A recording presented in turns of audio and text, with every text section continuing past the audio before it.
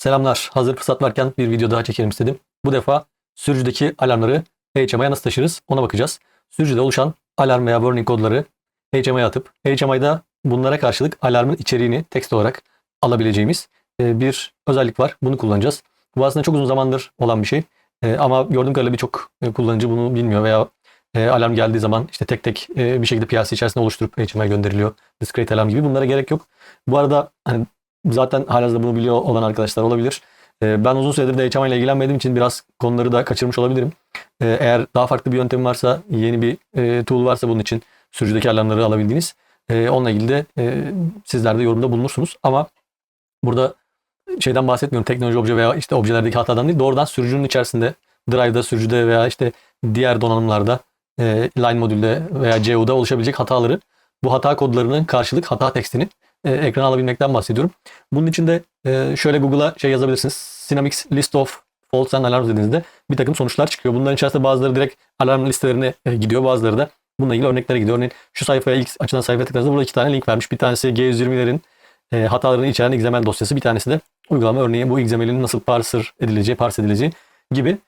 Tıkladığınızda buraya geliyor bu sayfa. Ben tabii şu anda yapacağım örnek bununla alakalı olmayacak. Biraz daha kolay bir tool kullanarak daha farklı bir yöntemle yapacağız. Şimdi burada şeyi gösteriyor. Siemens'in bir XML tool'u var. Bunu indiriyorsunuz. Bunu TIA'nın ve Stepid'in olduğu bilgisayara kuruyorsunuz aynı Windows ortamına, işletim sistemine. Daha sonra bu tool tabii entegre çalışıyor TIA portala veya Stepid'e. Bunu kullanarak buradan doğrudan şeyleri, kütüphanesi de var bir de bunu sanıyorum. Denemedim açıkçası.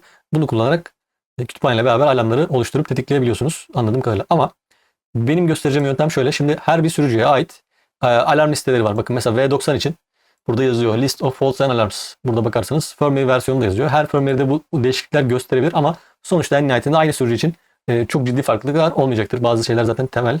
Hani %99 aynı olacaktır. Ama sürücüler arası çok ciddi farklar var. Bazı sürücüde mesela S210'un örnek veriyorum 270 tane alarm listesi var. S200'de bu 470, V90'da bu 900 tane falan gibi. S120'de daha da fazla. O yüzden her bir sürücünün şeyi ayrı alarm listesi. Burada tek tek Google'ladığınız zaman bunlara erişebiliyorsunuz. İşte S210 için aşağı indiğinizde burada alarm list olarak görebiliyorsunuz gibi. Şimdi biz örneğin V90 için bir örnek yapalım. Buradan şu alarm listesini indiriyoruz. Bakın şuraya example'ın içerisine alarm list V90 diye bunu indiriyorum. Daha sonra dosyayı açıyorum. Şuraya gelelim. Şimdi bu dosyayı açtığın zaman şöyle export edelim. Buraya çıkarttığımızda yine bir klasör içinde atıyor. Bakın burada farklı diller var. İsterseniz farklı dillerde de bunları kullanabiliyorsunuz. Yani yurt dışına gönderdiğiniz bir makine ise mesela Almanca, Fransızca gibi. Hatta burada Türkçe bile var galiba. Şimdi örneğin İngilizce'den gidelim. Şuradan bunu kopyaladım. Atalım. Daha sonra bakın XML to CSV converter yazdım. İlk çıkan linktekini kullandım. Gayet güzel çalışıyor. Buraya geliyoruz. Şuradan dosya seçiyoruz. Buraya dosyayı gelip XML olan bu V90 alarm listiydi. Hatta şunun ismini de düzeltebiliriz. Alarm list V90 diyelim. Bunu seçtim. Open diyorum. Daha sonra bu dosyayı upload ediyor. Aslında buraya çekiyor. Bu işlemi yaptıktan sonra burada görüyorsunuz. Bakın buraya yazılar geldi. XML to Excel diye bir buton var. Buna tıklıyoruz. İndireceğimiz yeri gösteriyoruz. İsim yazarken de ben şuraya şöyle yazıyorum. Alarm list V90 alt raw diye. Yani ham haliyle ben bunu hiç değiştirmeden indirmiş oluyorum. Tekrar buraya dönersek bakın buraya geldi. Şurayı kapatabiliriz. Excel'i bir açalım. Açtığınız zaman böyle bir şey karşılıyor sizi. Neler var? Burada sürücünün aslında alarmlarını ve detaylı bilgilerini burada görebiliyorsunuz. Şöyle gelirsek bizim için önemli olan iki tane parametre var burada kullanacağımız. Birincisi burada indeksi, alarm numarası. 1000'den başlıyor bütün sürücülerde. Bu indeksin aslında şeydeki karşılıkları siz sürücü ekranında veya starter'dan baktığınızda fault'ları F olarak görüyorsunuz veya alarm olarak görebiliyorsunuz. Bunların bazıları warning, bazıları alarm, bazıları hata. Bu şekilde filtreleniyor. Şimdi biz şu numaraları kullanacağız indeks olarak. Bir de şurada long name dediği bu hataların açıklamaları var. Bakın mesela işte control module over temperature'mış. Şu hata geliyorsa 1009'u görüyorsak biz HMI'ye bunu aktaracağız otomatikman. Şimdi bu dosyayı bu şu an ham hali indirdiğimiz gibi bunu bir elden geçirelim kısaca. Ne yapıyoruz? Bu indirdiğim dosyayı hemen buraya kopyalayıp ismini şöyle kopyalayalım. İsmini değiştiriyorum. Buna raw değil de mesela HMI diyorum. Ham hali kalabilir. Belki dönüp bir şeylere bakarsınız. Ama şu HMI için olanı değiştireceğiz. Şimdi bunu açtım dosyayı, bakın. Şuraya hemen bir tane daha sekme ekleyeyim. Şuraya geldim. Öncelikle U kolonundakini bunu alıyorum. Kat dedim. Şuraya en başa attım beraber. Şu yeni açtım. Silebilirim artık. Zaten dosyanın orijinali var. Şu ilk satırı da siliyorum. Daha sonra şurada bakın A ve B kolonunu seçip şuradan data ve buradan remove duplicate diyorum. Burada duplike olan değerler varsa 3 olmalı. Daha sonra bu şekilde kaydettim. Şimdi bu dosyayı HMI tarafında kullanacağız. Bu arada ben size şundan da bahsedeyim. Şöyle ki işte birçok sürücü için ben aslında bu şeyleri listelere indirdim. Excel'e de çevirdim. Çevirdiklerimi de bir de HMI'ye hazır hale getirdim. Yani burada baktığınızda bulabildiklerimi indirdim. En çok kullanılanlar buralarda. Bir herhalde CO240 PN'i indirmek gerekebilir. Birçok şeyi indirip düzenledim. Bunları da yine Drive'a atacağım. Doğrudan buradan indirebilirsiniz. Tek tek uğraştım, hazırladım sizin için. Hani bir daha uğraşmayın diye. Ama burada olmayan sürücüler varsa, ihtiyacınız olursa mantığını da gösterdim nasıl yaptığınızı. Biz şu HMI olanları kullanacağız. Yani düzenleyip HMI haline getirdiklerimizi. RAW değil de diğerleri. O RAW'dan da kopyalayabilirsiniz. Zaten yapacağımız işlem bir kopyalama yapıştırma gibi bir şey olacak. Şimdi hemen TIA tarafına geçelim. Burada hatırlarsanız en son yaptığımız örnek vardı, V90. Telegram 111 kendi blogumuzu yazdığımız. Aynı örneğin aynı ekranın üzerindeyim şu anda. Şimdi herhangi bir HMI projesi olabilir. Burada ilk önce yapmamız gereken şey, text listelere geliyoruz. Text and grafik liste. Burada bir tane text list oluşturacağız. Text list oluşturuyoruz. Hemen şöyle gelip isim olarak böyle text list tarafına tıkladım, zaten kendisi atıyor bir tane. Buraya şöyle diyelim, Synamics -V90 alarm list diye bir liste oluşturdum. Bu şekilde bırakıyorum.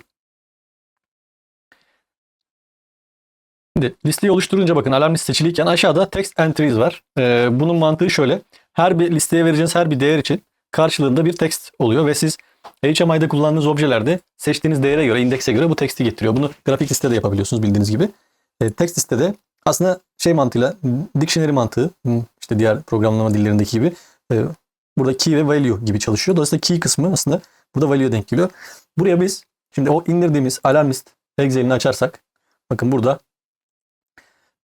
görüyorsunuz 1000'den başlayıp gidiyor ve burada da karşılıklı gelen açıklamalar var. Önce kodları alabiliriz. Şöyle A tarafını şöyle seçtim komple. Bunun içinde CTRL Shift Alt ok tuşuna bastığımda komple seçer. Burayı kopyalıyorum. Sonra value kısmına içine girmeden üstünde seçiliyken yapıştırıyorum. Override OK dedim. Buraya atacak şimdi. Tabii çok sayıda olduğu için biraz böyle kasabilir. Şimdi bunu ekledi. Bakın value'lar geldi. Text kısmını da yine aynı şekilde. İkisini aynı anda da yapabilirsiniz. Ben kastığı için yapmak istemedim. Şöyle yine CTRL Shift Alt ok tuşuna bastım. Sonra Ctrl C yaptım. Buraya gelip text tarafına bu defa yapıştırıyorum.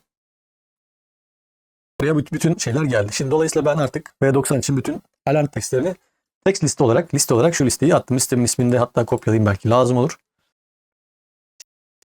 Text listle işim bitti. Alarm kısmına geliyorum. HMI alarmımıza. Şimdi burada discrete alarmı hepiniz biliyorsunuz zaten. Her bir bit için veya word için trigger tagler ve karşısına alarm textleri tek tek yazdığımız kısım. Bir de bakın analog alarmlar var. Analog alarmların esas amacı şu. Normal şartlarda bir değer belli bir eşiği açtığında alarm üretiyorsunuz. Onun için kullanılıyor. Buraya bir word, bir integer tanımlıyorsunuz. İşte sıcaklık 100 dereceye geçince bu alarm tetiklensin gibi. Genelde bunlar da kullanılıyor. Ama biz burada farklı bir şey yapacağız. Şimdi şuraya bir tane ekleyelim. ID 1 olabilir. İsmi name kısmına herhangi bir şey yazabilirsiniz. Mesela servo alarm diyeyim. Önemli değil. Şurada alarm text kısmı önemli. Buraya yazdığınız ekrana gelecek. Ekrana taşıyacağız burayı. Synamics servo alarm diyorum. Ünlem. Alarm kod 2 nokta üst üste. Buraya kadar yazdım böyle. Henüz burada bitiriyorum. Bir şey yazmıyorum. Şimdi burada aslında önemli nokta burası. Şuranın içindeyken şöyle sağ tıklıyoruz. Insert text list field var. Bakın böyle bir pencere açıyor. Burada oluşturduğumuz text listi seçiyoruz. Şuradan biraz geri geleyim. Bakın bu Synamics V90 alarm list, hatırlarsanız. Listemizi seçtik. Bunu bir tag'e bağlamamız lazım. Şimdi burada iki şey yapabilirsiniz. İster sürücüden gelen warning kodunu kullanıp buraya warningleri atayın. İster alarmları kullanıp alarmları atayın. Yani şunu demek istiyorum. Eğer alarm kodunu kullanırsanız, buraya gelen fault kodu kullanırsanız Alarm kodu geldiğinde onunla ilgili bilgileri gidip Text'ten alıp alarm koduna karşılık gelen onları getirecek fault'a karşılık. Warning'i alırsanız warning'i. Şimdi ben örnek için warning yapacağım çünkü hata oluşturmam daha kolay warning'de. Alarm alırsam encoder kablosunu falan sökmem lazım drive alarmı getirmek için. Onun yerine enable'ı kesince de warning geliyor. Onu göstereceğim veya birkaç şey yapacağım orada. Burası string olarak ne kadar uzun olacağını söylüyor. Ben maksimum 120 karakter dedim. Bu şekilde bakın warning'leri alacağız. Şimdi bunu yaptık. Trigger tag da lazım. Bu alarmın aktif ekrana düşüp düşmeyeceğine yine warning'i aynı word'u alıyorum. Burada sadece dikkat ederseniz limit olarak 0 giriyorum. Yani 0 geçtiğinde ekrana gelsin. Hayır kalacak burası. 0'dan fazlaysa gibi. Bu şekilde girdim. Yaptığım işlem bu kadar bakın. Excel'den kopyalayıp text list oluşturdum. Daha sonra analog alarm kısmında da böyle bir şey oluşturdum. Şimdi gelelim mesela servo ekranına. Bunun için ayrı bir alarm ekranı da yapabilirsiniz. Söylemesi alarm screen yapıp buraya alarm objesini atabilirsiniz ki genelde öyle yapıyoruz. Ben aynı ekranda görebilmek adına şöyle yapacağım. Hemen buradan Toolbox'a geldik. Alarm View var. Alarm View'u aldım. Şöyle ekliyorum. Olabildiğince geniş yapıyorum ki gelen teksti de tam görelim.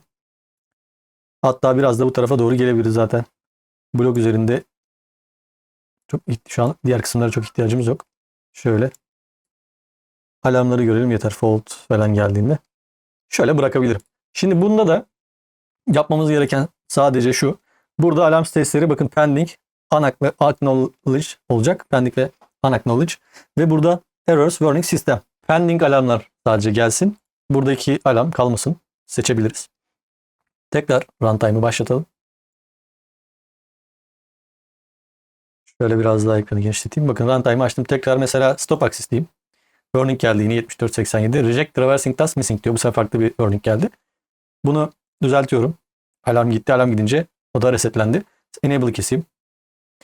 Enable not possible. E-postadan geliyor bakın. Şu yazı bizden geliyor. İsterseniz buraya şeyi de ekleyebilirsiniz. Alarm numarasını da bunu da ekleyebilirsiniz. Bunu da ayrıca başka bir sütunda kopyalayıp tek bir satırda birleştirip böyle de ekran düşürebilirsiniz. Yani oldukça pratik alarmları burada görebiliyorsunuz. Şey de yapabilirsiniz. Ben warning attım hani kolay olsun diye. Alarm orada fault word'ünü seçersiniz. Doğrudan fault'lar gelir. Şu an warning'ler geliyor. Ve ikisini ayrı ayrı da getirtebilirsiniz. Normal bir alarm screen'iniz olabilir. Bütün projenin alarmlarını gösteren. Onun dışında servo sayfanızda böyle servoya has hani şeyleri de gösterebilirsiniz. Ana ekranda ana alarm sayfasına da bunlar düşer zaten. Bu şekilde kullanabileceğiniz özellikle sürücü olan uygulamalarda rahatlıkla bu tarz alarmları kolaylıkla alabilirsiniz. Yani tek bit uğraşmanıza gerek yok. Her sürücüde farklı farklı alarmlar olabilir. Dediğim gibi daha güncel, daha yeni yöntemler olabilir. Hani cahilliğimi mazur görün ama ben uzun zaman önce yaptığımız bir örnekti ve sizlerle de bunu paylaşmak istediğim birçok yine bilmeyen arkadaş olabileceğini düşündüğüm için pratik, basit bir şekilde alarmları entegre edebilirsiniz. Hem sizin için iyi oluyor bu hem de yaptığınız işin kalitesini de arttırıyor bu tarz detaylar. Son kullanıcı veya makineci müşterinin böyle şeyleri gördüğünde gayet memnun oluyor. Hatta biz bir otomotiv firmasını ziyaret ettiğimizde bir entegratör firmadan böyle bir şey istediklerini ve onların da yapamadığını söylemişti. Ben şaşırdım. Yani çok zor bir şey değil. Neden yapamadılar diye. Belki zaman olabilir veya işte aralarında başka bir problem olabilir ama eğer gerçekten böyle bir talep geldiğinde zor bir şey olmadığını hani görmüşsünüzdür. Rahatlıkla yapabilirsiniz. Bu haftalık bu kadar diyelim. Kendinize iyi bakın. Görüşmek üzere.